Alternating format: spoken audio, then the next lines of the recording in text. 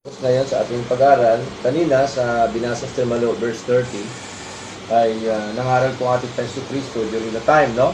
Kaya sabi ng Biblia, marami mga Hudyo na naniniwala, sumampalatay sa Kanya. Okay? And then, pagdating sa verse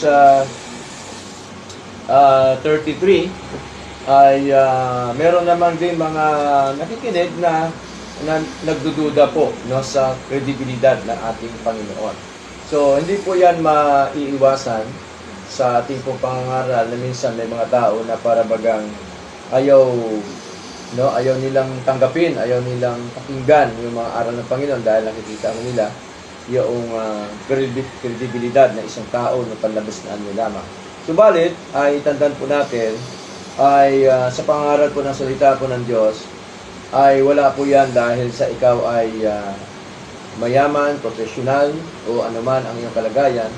Ang pangaral po ng salita po ng Diyos ay mahalaga na ibinabahagi, ipinapangaral po ng katotohanan ng tapat.